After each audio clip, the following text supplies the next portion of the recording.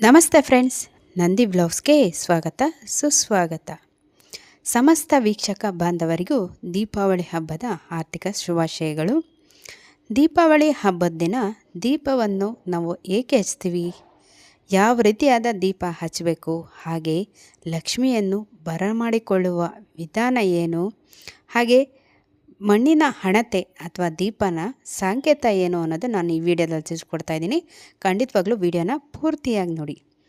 ದೀಪಾವಳಿ 2025 ದಿನ ಮಣ್ಣಿನ ದೀಪ ಅಥವಾ ಹಣತೆಯನ್ನು ಹಚ್ಚಬೇಕೇ ಅಥವಾ ಬೇಡವೇ ಅಂತ ನೋಡೋದಾದರೆ, ದೀಪಾವಳಿಯನ್ನು ನಾವು ದೀಪಗಳ ಹಬ್ಬವೆಂದೇ ಕರೆಯುತ್ತೇವೆ. ಯಾಕೆಂದರೆ ಈ ದಿನ ನಾವು ನಮ್ಮ ಮನೆಯನ್ನು ಸಂಪೂರ್ಣವಾಗಿ ದೀಪಗಳಿಂದ ಅಲಂಕರಿಸುತ್ತೇವೆ.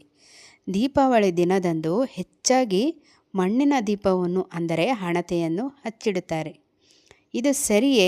ದೀಪಾವಳಿ ಹಬ್ಬದ ದಿನ ಮಣ್ಣಿನ ದೀಪ ಹಚ್ಚಿಡಬಹುದೇ? ಯಾವ ಎಣ್ಣೆಯಿಂದ ದೀಪವನ್ನು ಹಚ್ಚಿಡಬೇಕು ಅಂತ ನೋಡೋಣ ಬನ್ನಿ. ದೀಪಾವಳಿ ಹಬ್ಬ ಅನ್ನೋದು ಧಾರ್ಮಿಕ ಹಾಗೂ ಪೌರಾಣಿಕ ಮಹತ್ವವನ್ನು ಹೊಂದಿರುವಂತಹ ಹಬ್ಬವಾಗಿದೆ. ಪೌರಾಣಿಕ ಕಥೆಯ ಪ್ರಕಾರ ಶ್ರೀರಾಮನು 14 ವರ್ಷಗಳ ವನವಾಸವನ್ನು ಮುಗಿಸಿ ಅಯೋಧ್ಯೆಗೆ ಹಿಂದಿರುಗಿದಾಗ ದೀಪಾವಳಿ ಎಂದೇ ಆಚರಿಸಲಾಯಿತು. ರಾಮನು ಅಯೋಧ್ಯೆಗೆ ಮರಳಿ ಬರುವಾಗ ಆತನನ್ನು ಸ್ವಾಗತಿಸುವುದಕ್ಕಾಗಿ ಮತ್ತು ಗೌರವಿಸುವುದಕ್ಕಾಗಿ ಅಯೋಧ್ಯೆಯ ಜನರು ಅಲ್ಲಿನ ಪ್ರತಿಯೊಂದು ರಸ್ತೆಯಲ್ಲಿ ಮನೆಯಲ್ಲೂ ಮಣ್ಣಿನ ದೀಪ ಅಂದರೆ ಹಣತೆಯನ್ನು ಬೆಳಗುತ್ತಾರೆ.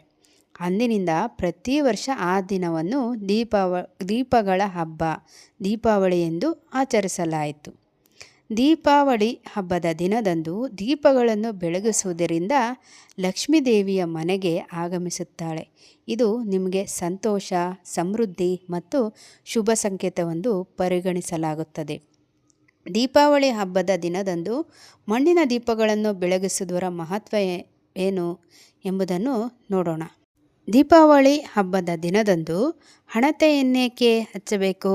ಲಕ್ಷ್ಮೀ ದೇವಿಯನ್ನು ಸ್ವಾಗತಿಸುವ ವಿಧಾನ ಅಂದರೆ ಬರಮಾಡಿಕೊಳ್ಳುವ ವಿಧಾನ ಸಹ ನೋಡೋಣ. ದೀಪಾವಳಿ ಹಬ್ಬದ ದಿನದಂದು ಮಣ್ಣಿನ ದೀಪಗಳನ್ನು ಬೆಳಗಿಸುವುದಕ್ಕೆ ವಿಶೇಷವಾದ ಮಹತ್ವ ಇದೆ. ದೀಪಾವಳಿ ಹಬ್ಬದ ದಿನದಂದು ಲಕ್ಷ್ಮೀ ದೇವಿಯು ಮನೆಯನ್ನು ಪ್ರವೇಶಿಸುವ ಮೂಲಕ ಸಂತೋಷ ಮತ್ತು ಸಮೃದ್ಧಿಯನ್ನು ತರುತ್ತಾಳೆ ಎನ್ನುವ ನಂಬಿಕೆ ಸಹ ಇದೆ. ಇದು ವ್ಯಕ್ತಿಯ ಎಲ್ಲ ರೀತಿಯ ದುಃಖಗಳನ್ನು, ಸಮಸ್ಯೆಗಳನ್ನು ದೂರ ಮಾಡುತ್ತದೆ.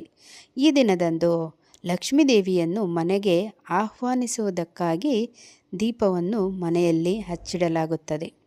ದೀಪಗಳು ಬೆಳಕು ಹೇಗೆ ಕತ್ತಲೆಯನ್ನು ನಾಶ ಮಾಡಿ ಬೆಳಕನ್ನು ಸೃಷ್ಟಿಸುವಂತೆ ನಮ್ಮಲ್ಲಿನ ಅಜ್ಞಾನವನ್ನು ನಾಶ ಮಾಡಿ ಜ್ಞಾನವನ್ನು ವೃದ್ಧಿಸುತ್ತದೆ. ಶಾಸ್ತ್ರದ ಪ್ರಕಾರ ಮಣ್ಣಿನ ದೀಪಗಳು ತೇಜಸ್ಸು, ಶೌರ್ಯ ಮತ್ತು ಧೈರ್ಯದ ಸಂಕೇತವಾಗಿದೆ. ಇನ್ನು ಮಣ್ಣಿನ ದೀಪ ಹಚ್ಚೋದೇನೋ ಕರೆಕ್ಟೋ, ಆದರೆ ಆ ದೀಪಕ್ಕೆ ಯಾವ ರೀತಿ ಎಣ್ಣೆಯನ್ನು ಹಾಕಬೇಕು ಅಂತ ನೋಡೋದಾದರೆ, ಶಾಸ್ತ್ರದ ಪ್ರಕಾರ ದೀಪಾವಳಿ ರಾತ್ರಿ ಸಾಸಿವೆ ಎಣ್ಣೆಯಿಂದ ಮಣ್ಣಿನ ದೀಪವನ್ನು ಬೆಳಗಿಸುವುದರಿಂದ ಶನಿಗ್ರಹವು ಬಲಗೊಳ್ಳುತ್ತದೆ. ಅದೇ ರೀತಿ ಹಸುವಿನ ತುಪ್ಪದಿಂದ ಮಣ್ಣಿನ ದೀಪವನ್ನು ಬೆಳಗಿಸುವುದರಿಂದ ಲಕ್ಷ್ಮೀ ದೇವಿಯು ಸಂತುಷ್ಟಳಾಗಿ ಆಕೆಯ ಆಶೀರ್ವಾದವನ್ನು ನೀಡುತ್ತಾಳೆ. ಆದ್ದರಿಂದ ದೀಪಾವಳಿ ದಿನದಂದು ರಾತ್ರಿ ಮೊದಲ ದೀಪವನ್ನು ಲಕ್ಷ್ಮೀ ದೇವಿಯ ಹೆಸರಿನಲ್ಲಿ ಬೆಳಗಿಸುವುದು ಸಾಂಪ್ರದಾಯಿಕವಾಗಿದೆ. ಅಂದರೆ ಈ ಮಣ್ಣಿನ ದೀಪದಲ್ಲಿ ಶುದ್ಧ ಹಸುವಿನ ತುಪ್ಪವನ್ನು ಹಾಕಿ ಬೆಳಗಿಸುವುದು ಮುಖ್ಯವಾಗಿರುತ್ತದೆ. ಇನ್ನು ಮಣ್ಣಿನ ದೀಪದ ಸಂಕೇತ ಏನು ಅಂತ ನೋಡೋದಾದರೆ, ಸಂಪೂರ್ಣ ಬ್ರಹ್ಮಾಂಡವೇ ಪಂಚಭೂತಗಳಿಂದ ಸೃಷ್ಟಿಯಾಗಿದೆ. ಅವುಗಳೆಂದರೆ ಗಾಳಿ, ನೀರು, ಬೆಂಕಿ, ಭೂಮಿ ಮತ್ತು ಆಕಾಶವೆಂದು ಹೇಳಲಾಗುತ್ತದೆ. ದೀಪಾವಳಿಯ ದಿನದಂದು ನಾವು ಹಚ್ಚುವ ದೀಪವು ಪಂಚಭೂತಗಳ ಸಂಕೇತವೆಂದು ಪರಿಗಣಿಸಲಾಗುತ್ತದೆ. ಹಿಂದೂ ಧರ್ಮದಲ್ಲಿ ಮಣ್ಣಿನ ದೀಪವು ವರ್ತಮಾನವನ್ನು ಪ್ರತಿನಿಧಿಸುತ್ತದೆ ಎಂದು ನಂಬಲಾಗಿದೆ. ಅದರ ಉರಿಯುತ್ತಿರುವ ಜ್ವಾಲೆಯು ಭೂತಕಾಲವನ್ನು ಸಂಕೇತಿಸುತ್ತದೆ ಮತ್ತು ಅದರಲ್ಲಿ ಬಳಸುವಂತಹ ಹತ್ತಿಯಿಂದ ತಯಾರಿಸಿದ ಬತ್ತಿಯು ಆಕಾಶ, ಸ್ವರ್ಗ ಮತ್ತು ಭವಿಷ್ಯವನ್ನು ಸಂಕೇತಿಸುತ್ತದೆ. ದೀಪದ ಬೆಳಕು ಶಾಂತಿ ಮತ್ತು ಸಕಾರಾತ್ಮಕತೆಯನ್ನು ಸಂಕೇತಿಸುತ್ತದೆ. ದೀಪಾವಳಿ ಹಬ್ಬದ ದಿನದಂದು ಯಾವ್ಯಾವುದೋ ಲೋಹದ ದೀಪವನ್ನು ಬೆಳಗಿಸುವ ಬದಲು ಮಣ್ಣಿನ ದೀಪವನ್ನು ಬೆಳಗಿಸುವುದು ತುಂಬಾ ಒಳ್ಳೆಯದು. ದೀಪಾವಳಿ ದಿನದಂದು ಮಣ್ಣಿನ ದೀಪವನ್ನು ಹಚ್ಚಿಡುವುದರಿಂದ ಲಕ್ಷ್ಮೀದೇವಿಯ ಆಶೀರ್ವಾದ ದೊರೆಯುವುದು. ಪಂಚಭೂತಗಳಿಗೆ ಗೌರವವನ್ನು ಸೂಚಿಸುವ ಸಂಕೇತವಾಗಿದೆ. ಹಾಗಾಗಿ ದೀಪಾವಳಿ ಹಬ್ಬದ ದಿನದಂದು ಮಣ್ಣಿನ ದೀಪವನ್ನು ಹಚ್ಚಿಡಿ. ನೋಡಿದ್ರಲ್ಲ, ಮಣ್ಣಿನ ದೀಪ ಹಚ್ಚಬೇಕಾ ಅಥವಾ ಮಾಮೂಲಿ ದೀಪ ಹಚ್ಚಬೇಕಾ, ದೀಪಕ್ಕೆ ಯಾವ ಎಣ್ಣೆ ಹಾಕಬೇಕು, ಹಾಗೆ ಲಕ್ಷ್ಮೀದೇವಿಯನ್ನು ಬರಮಾಡಿಕೊಳ್ಳುವ ವಿಧಾನ, ದೀಪವನ್ನೇಕೆ ಹಚ್ಚಬೇಕು ಅಂತ ಇನ್ನೊಂದು ಹೊಸ ವಿಡಿಯೋ ಜೊತೆ ನಿಮ್ಮೊಂದಿಗಿರ್ತೀನಿ. ಅಲ್ಲಿವರೆಗೂ ನಮ್ಮ ನಂದಿ ಬ್ಲಾಗ್ಸ್ನ ವೀಕ್ಷಿಸ್ತಾ ಇರಿ. ವೀಕ್ಷಿಸಿದವರೆಲ್ಲರಿಗೂ ಧನ್ಯವಾದಗಳು.